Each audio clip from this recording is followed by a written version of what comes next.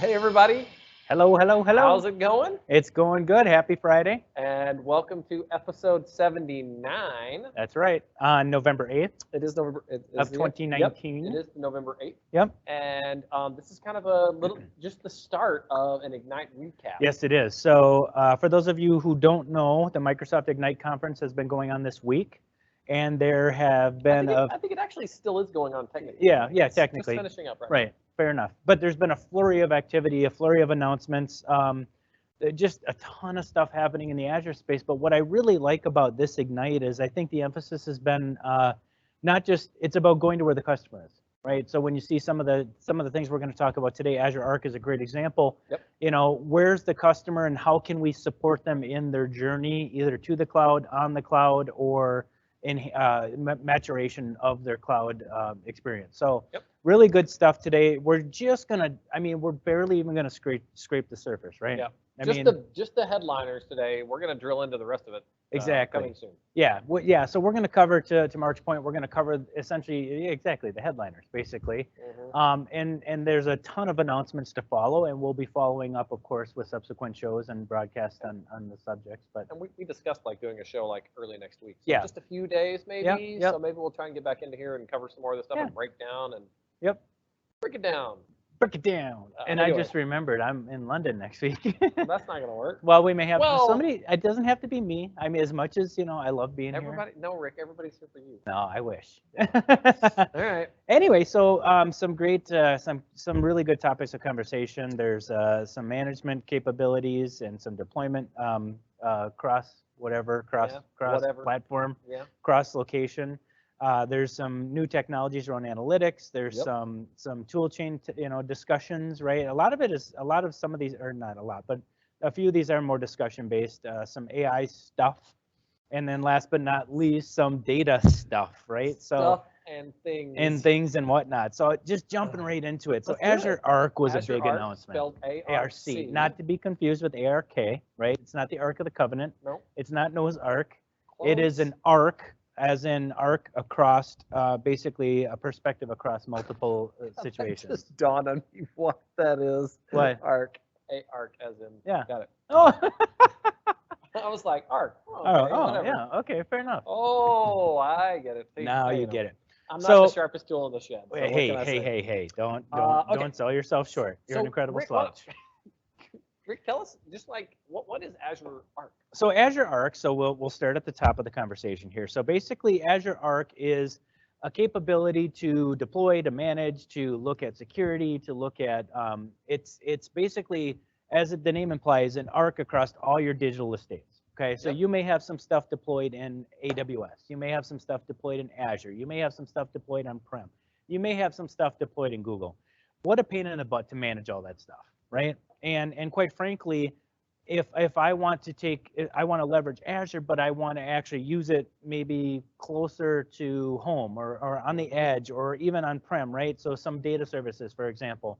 How do I do that, or how could I do that? Well, historically, it's been a little bit of a cluster to manage, and I won't use the full term that we would use, but a cluster to manage, things across these different data estates, or these different, I should say, physical locations, right? Yep. Well, so we introduced at our Ignite conference, Yep. Azure Arc.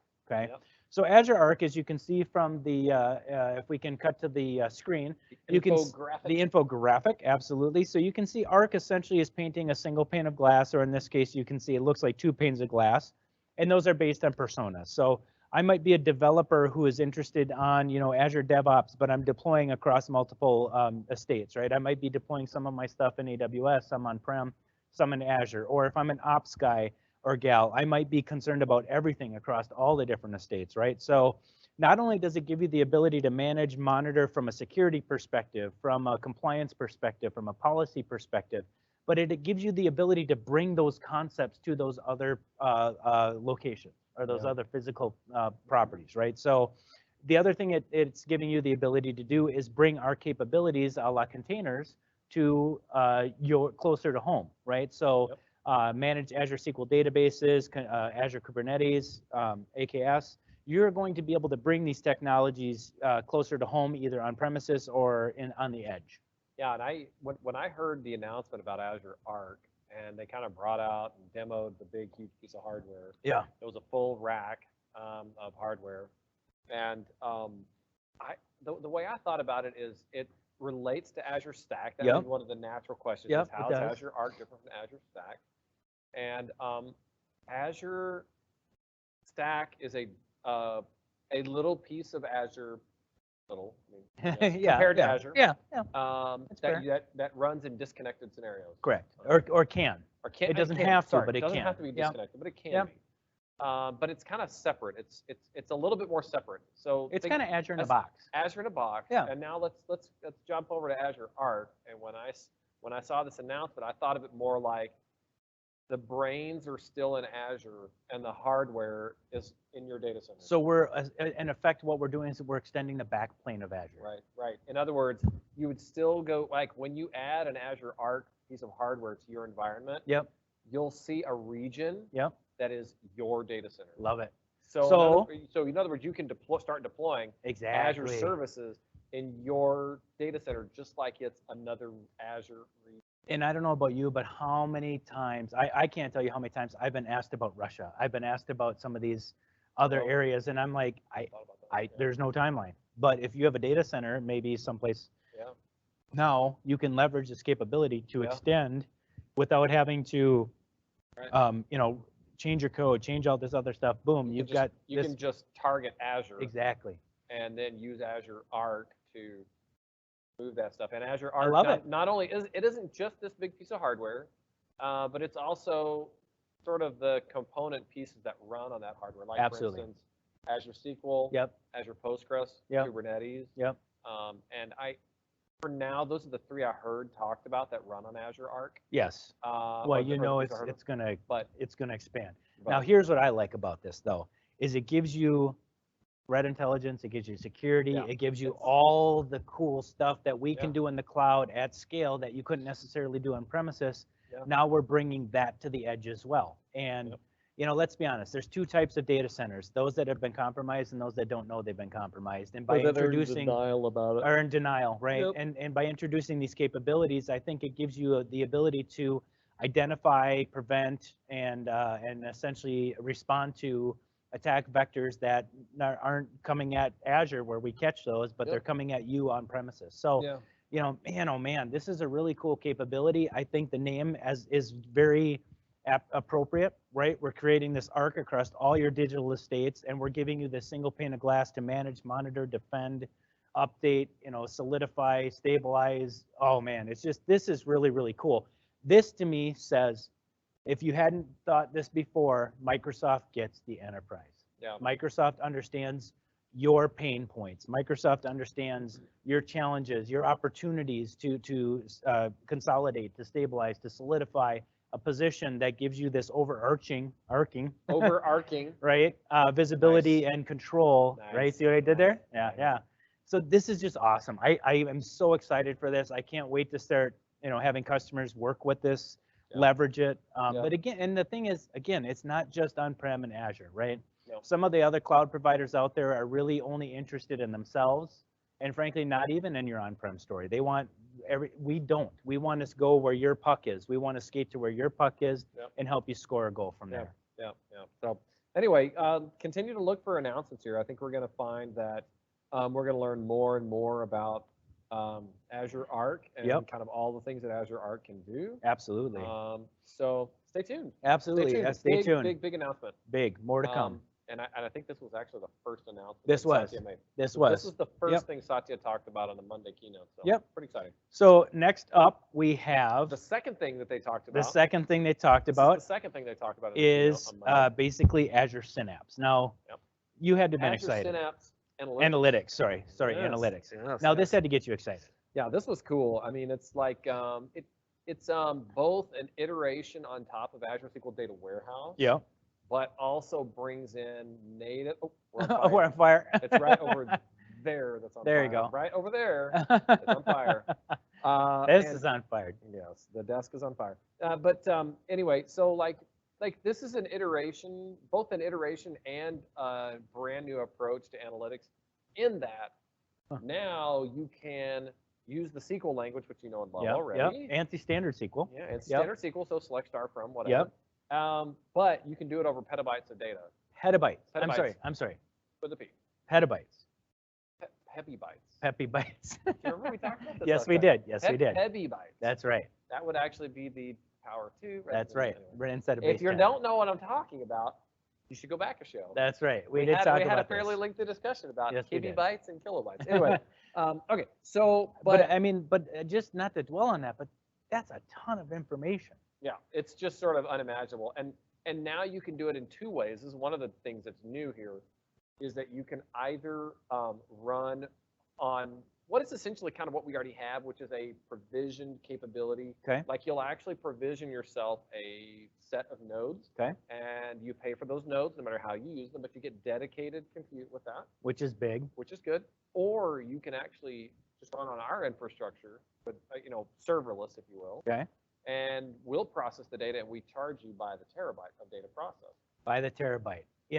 I never thought there'd be a day when we would be charging, gig charged by the gig, charged by the meg, charged by the, now we're charging by the terabyte because that's how much data people are processing. Yeah. Well, and the great thing was when they did the demo, at least, and I was watching the keynote, and they were able to query across the data set that was multiple petabytes, and I think the query response took about 9 seconds. The next, they compared it to, I think it was... they compared it both. I think the big one they talked about was BigQuery. BigQuery. That was 11 minutes, I believe, was the amount of time it took. It took a while. I forget, like they were saying 75 times faster. I mean, it's just amazing that we're able to do this, not only at scale, but as fast as we can do it. To me, that is mind-blowing. Yeah, it's great. The other thing is that is that Azure Synapse Analytics includes some data movement capabilities.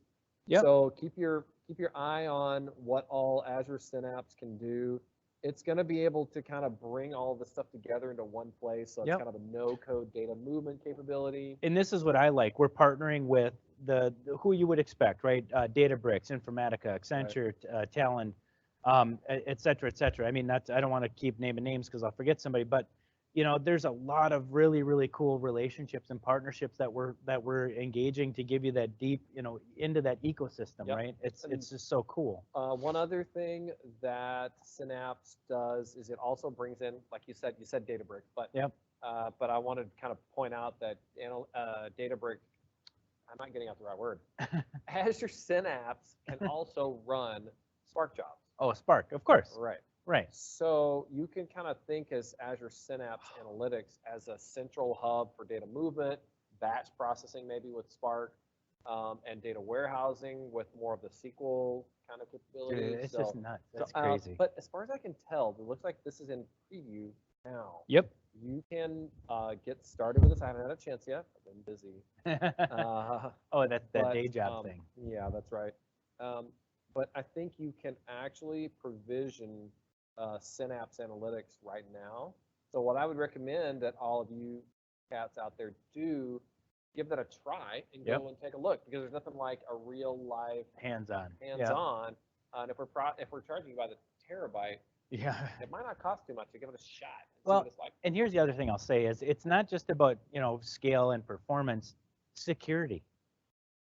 We have we've got the most advanced security and privacy features in the market, and they're built into Synapse, right? So automatic threat detection, always on data encryption, fine-grained access controls, column level security, right? I mean, this is dynamic data masking. This is what you would expect from, look, it's not enough just to query the data. If you're missing security, you are not done. Okay. And if I didn't say that strong enough, if you don't have security baked into your product as a first-class citizen, then your product isn't ready. Right. That's right. We're getting a yay from we got a big yay. But so this to me tells me that yes, we've actually thought about it comprehensively. It's not just about performance. It's not just about scale. It's not just about usability or democratization of access to data. We've thought about everything, including security, which makes me feel a lot better. Yeah. So and we want you to feel. I know, because it's all about me. It's all about me feeling better. Yeah. Anyway, it's exciting stuff. Go check it out. There's going to be lots of stuff for you to check out. And maybe what we'll try and do is this is one we should try and demo. Yeah. So hang out for that. We'll see if we can set up for you. Definitely. So the third kind of, this one was more conversational. So empowering developer velocity. Well, although I saw some announcements here. Well, there are some, but I mean, just when you think of, I don't think it's a secret that we have got the most complete tool chain on the planet. Well, when we talk about developer productivity and our Microsoft's heritage is a software development shop. Exactly. Yes. The other two cloud providers, that's actually not their heritage. They don't really have search and retail. Search and retail. Now, I'm not saying they don't have excellent developers. No, but they're not. But they're not software companies. They did not come from a background of software companies. So I feel very confident that Visual Studio Code, Visual Studio Online, which was one of the announcements, which kind of, if you recall, that kind of harkens back to another thing we had that was called Visual Studio Online. This is totally different. Yes, totally different. And all of the .NET language innovation that we do. So there is a lot of stuff that we're doing around developers. We are a developer-focused company. Absolutely. Always have been. Well, and I like the way they articulate it here. So they talk, in Build Productively, the developer DNA is expressed in our tools. Like, so DNA expression, right? You see that in our tools, and not just with Microsoft languages, not just with C#, not F#, or C++ or whatever. You see it. You see Node.js. You see Java. You see all Python. You see all these other things that you can do via VS Code, and oh, by the way, not just on Windows, right? So I think it's by far the best solution, the most used solution from what I understand in terms of developers leveraging our tool set. 91% of business leaders saw digital transformation, and we are the tool to get you there. Yeah. Right. And let's see here. I should finish it. So 91% of business leaders saw digital transformation as a way of sparking innovation, right? And who's going to better help you to go through that digital transformation journey but us and our tooling? Yep. There was a survey done from Stack Overflow that Visual Studio I love Code this. and Visual I love Studio it. are the most popular development platform. Yes. And I can attest to Visual Studio Code, because what's great about that is that no matter what platform you're on, you can target Visual Studio Code, you can get it, download it, get started. It's lightweight. Absolutely. You can do all of the development. I mean, I think Visual Studio is not going away anytime soon. But I'm so glad that we invested the time and effort in Visual Studio Code to really develop a great lightweight code editor. Absolutely. And you can see, and again, with the GitHub integration, you're seeing a more seamless, a more comprehensive experience with GitHub and the tie-in into VS Code and into Azure DevOps. And quite frankly, I love GitHub, and that's where all my code sits. It's in GitHub. I trust it. I rely on it.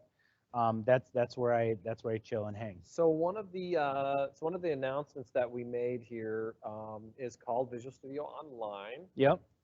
And you might remember that what is now called DevOps for a little while was called Visual Studio Online. Yes, it was. Yes, it was VSO. That's right. Just in case you remember that, this Visual Studio Online doesn't have anything to do with that. Okay. And what it is this is development environments on demand.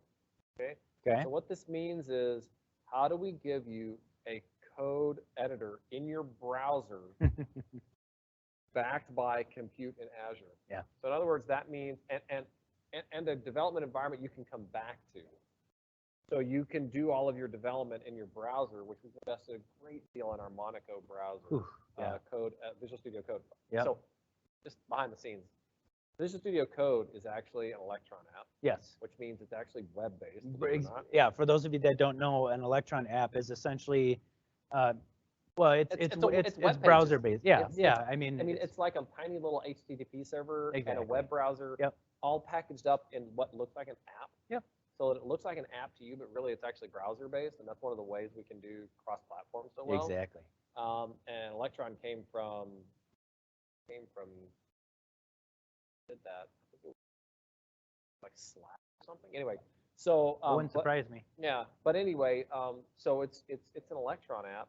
So what that means is that we actually developed a web-based browser, a web-based code editor, which we also show the actual browser as well for things like Visual Studio Online. So anyway, there's been a lot of investment there, and just to let you know, the browser-based code editor is awesome. It is. It really is. If you haven't kicked the tires or given it a whirl, Definitely suggest it. It is awesome. It's stable. It's reliable.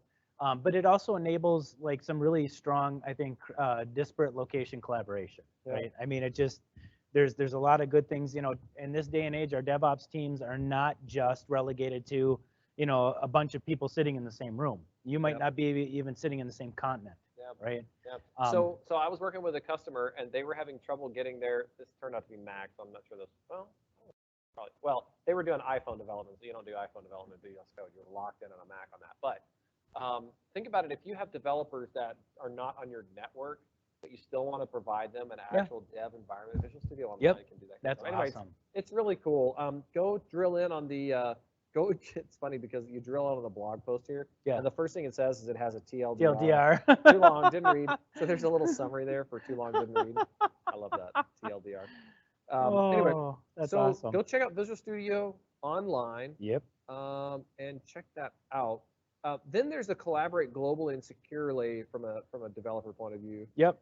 I didn't see as many announcements here, but this really is a kind of recapping the way we put together developer tools and platforms so that developers can be collaborative. Yeah, the DevOps, right? Azure DevOps is really kind of the hub of that. You're checking in, checking out, you're doing code reviews, you're doing gated check-ins, you're doing it. But again, you know, these two people might not be sitting next to each other. You may have a woman in India, a guy in, you know, Indiana or whatever. Indiana, yeah, Indiana. Why not? Absolutely, and it shouldn't matter. It really shouldn't matter. What should matter is that the changes are happening as fast as possible. You can sync, you can collaborate, and you can be productive. Yeah, and one of the things we point out here is there's some DevOps journey stories from Yep. Microsoft. So if you want to check out how we transformed, we actually talk about it. Yeah, we talk about it. I mean, you can learn from what we've done. We want to help you guys do that. Go check out those stories. There's also some stuff coming with GitHub integrations where you can do, I thought this was kind of cool. I haven't seen it yet, but I thought this was, I'll have to try it. GitHub pull request reviews in Visual Studio Code. Oh, okay. So instead of doing a pull request review, GitHub.com, you can actually open up Visual Studio Code, which is your code editor anyway. So why not view code in Visual? So anyway, yeah, sounds kind of interesting. Yeah, no, I agree. So anyway, so what else? Let's see here. There's some more. Oh, let's move on. Yeah, let's move on. There's some good. Well, I mean, we could talk for a long time on that subject. It's just in the interest of time. Yeah. Keep going. You know, there's been some really cool commoditization or democratization of artificial intelligence and machine learning on all the cloud platforms. And you know, we've made a pretty significant investment in OpenAI to build our platform, both hardware and software. You know, taking advantage of that and extending the Azure capabilities in large-scale AI systems, right? So there's a lot of examples like Azure Cognitive Search. There's a lot of, our cognitive services, just generally speaking. You've got Azure Bots. You've got all these technologies that you're starting to see, velocity around adoption and actually innovation, right? And I think that's the big piece is the customer momentum. Really, without the customer and without that ecosystem and that momentum, we have no product, right? And so you're seeing customers like Novartis, Humana, UPS, customers all over different spaces, right? Sectors are talking about manufacturing, we're talking about retail, we're talking about aerospace, animal conservation. You see the commercials on TV where they're identifying, I think it's a snow leopard, using AI. It's just so cool that we are putting these in the hands of people who don't necessarily have a data science degree, who don't necessarily have, a deep background in, neural networking or any of these data science algorithms, and can actually harness the technology and be productive. Now, it certainly helps, right? If you know how to do Monte Carlo simulations or linear regression, or if you're into all that stuff, it definitely helps. But it's not necessarily a barrier to entry to getting into, and at least doing some recommendation engines or doing some simpler things with some of the AI and ML stuff. Yeah, we just want to make it easier for people to try it out. Absolutely. Lower the barriers, lower the costs. But I think one of the things that this kind of emphasizes is that we have a lot of people using a lot of the stuff. So we know that we're gaining traction. So you're not going out on a limb by using this stuff. Well, 85% of Fortune 100 companies have used Azure AI in the last 12 months. This one's interesting to me. 1 million machine learning experiments per month, and Azure Cognitive Search to process over 6 billion documents per day. Yeah. That's impressive. That's momentum. Yeah, Azure Search is awesome, and it's differentiated because there really isn't something like that elsewhere. Right. No. And so you can just fire up a search instance, create a schema for your documents, yep. And just start posting data, and you can search it really quickly. It's really, really cool and works really well, and so easy to use. Well, and what I like is the new machine learning, so MLOps, right? So we talk about DevOps, we talk about DevSecOps all the time, but we've got, new machine learning operation capabilities to help teams collaborate, to work together, to have a process and control over kind of the experiments and the algorithms and the data. And that to me is critical as part of the life cycle of AI and ML. Yeah. So yeah, all really good stuff, really, really exciting stuff happening in that space. There's some really great case stories or case studies that are demonstrable in this article. Custom neural voice, which enables branded voices from deep neural networks. Yeah, I mean, there's just some really cool stuff in here. Yeah. So definitely recommend taking a look at this. AI is no longer it's not an ivory tower thing anymore. You certainly need some understanding of the space, but you don't have to be you don't have to have a PhD exactly. in machine learning to utilize it. To at least take advantage of some of the things like cognitive services. So yeah, absolutely. So a go-do is to go and look at the cognitive services list, and you'll be surprised how many times those things can fit the scenarios that you're looking at. You can do a lot of interesting stuff. Absolutely. Well, and I just before we leave the subject, I love this particular one. It's the Wildlife Crime Team from Africa's Peace Parks Foundation.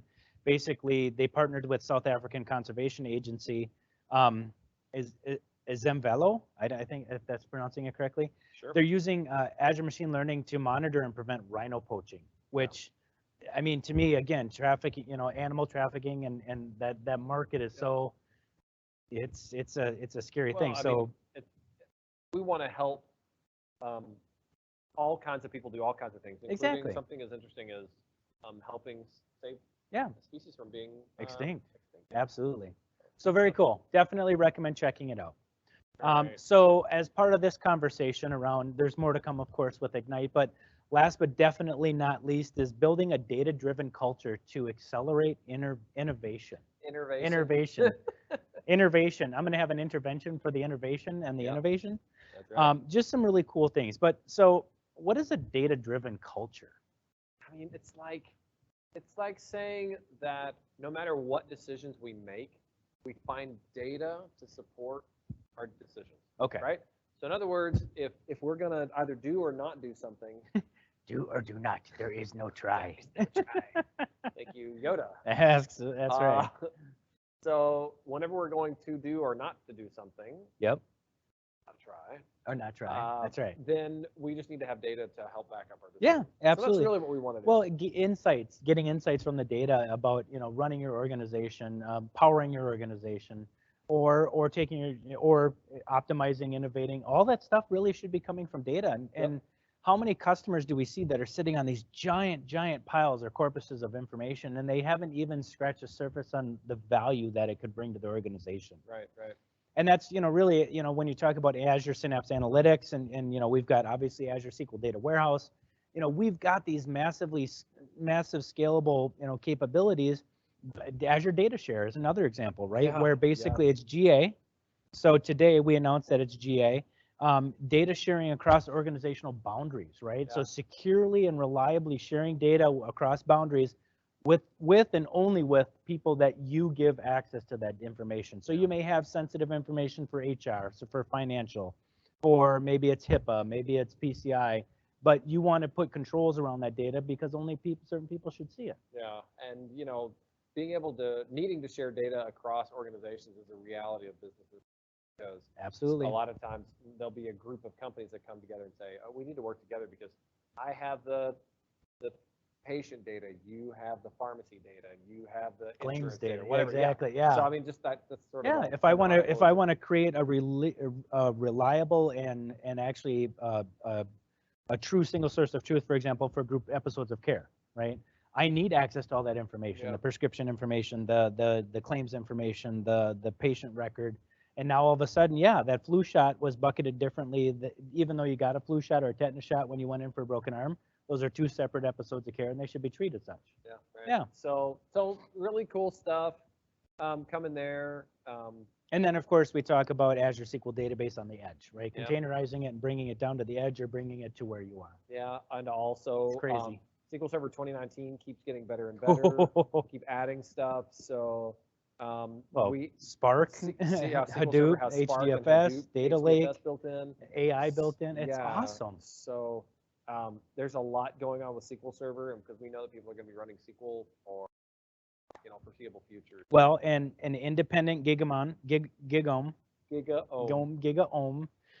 study show that Azure SQL Database is the clear leader. Okay, just so there's no confusion, because there's a lot of FUD out there right now.